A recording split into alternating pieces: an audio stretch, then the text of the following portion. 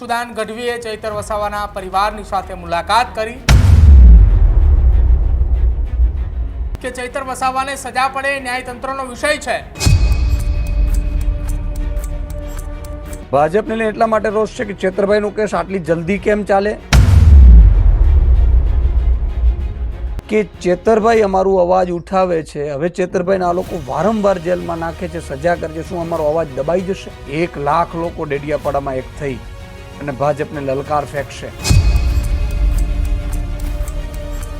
હજુ સુધી તમે અમારી ચેનલને સબસ્ક્રાઇબ નથી કરી તો અત્યારે જ ન્યૂઝરૂમ ગુજરાતને સબસ્ક્રાઇબ કરો, ફેસબુક અને ઇન્સ્ટાગ્રામ પર ફોલો કરો।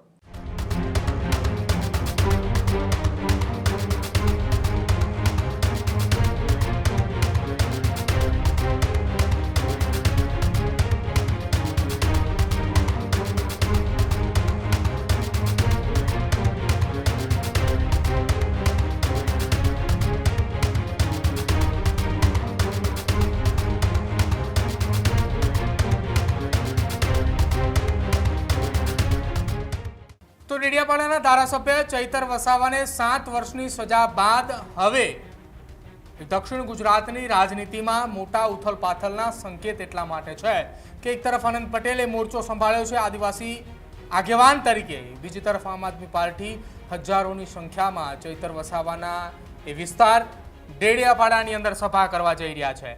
અને આ તમામની વચ્ચે ઈશુદાન ગઢવીએ ચૈતર વસાવાના પરિવારની સાથે મુલાકાત કરી અને આહવાન કરતા શું છે આખી ઘટના અને કેમ અચાનક આમ આદમી પાર્ટીના તમામ નેતાઓ દક્ષિણ ગુજરાત પહોંચ્યા, વિગતે ચર્ચા કરી આ અહેવાલમાં।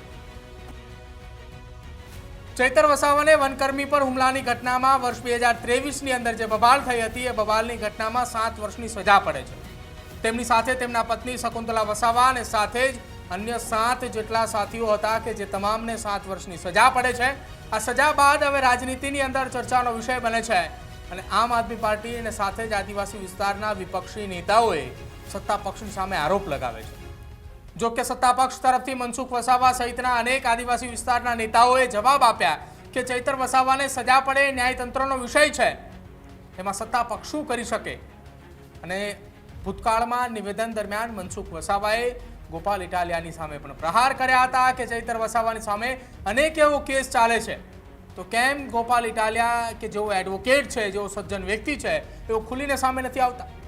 જો કે હવે આ તમામની વચ્ચે ઈશુદાન ગઢવી, મનોજ ચોરઠિયા સહિતના આમ આદમી પાર્ટીના પ્રદેશના નેતાઓ મજબૂત લીડર પણ છે અને એમને બીજા જે ચેતરભાઈના જે આદિવાસી સમાજના આગેવાનો છે જેને જેલમાં નાખાવડાવ્યા છે, 1 લાખ લોકો ડેડિયાપાડામાં એક થઈ અને ભાજપને લલકાર ફેંકશે કે તમે હવે ન માત્ર ચેતરભાઈ ઉપર પણ આદિવાસી સમાજના એક પણ યુવાન ઉપર અગર કેસ કર્યો છે તો આદિવાસી સમાજ ક્યારેય હવે ભાજપને કે ભાજપના નેતાઓને ઘૂસવા નહીં દે।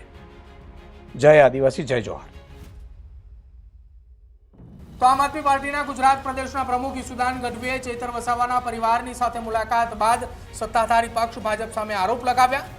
બીજી તરફ ઈશુદાન ગઢવીએ ડેડિયાપાડાની અંદર એ પત્રકાર પરિષદ દરમિયાન એમ પણ કહ્યું હતું કે સત્તા પક્ષ ભાજપના ચૂંટાયેલા પ્રતિનિધિ કે જેઓ આદિવાસી સમાજમાંથી આવે છે તેઓ પક્ષાપક્ષી છોડી અને ચૈતર વસાવાના સમર્થનની અંદર આવે અને ચૈતર વસાવાને જલ્દીથી જલ્દી આ કેસમાં એ જામીન મળે અથવા તો જેલમાંથી બહાર આવે તે માટેના પ્રયત્નો કરવા માટે તેમની સાથે જોડાય।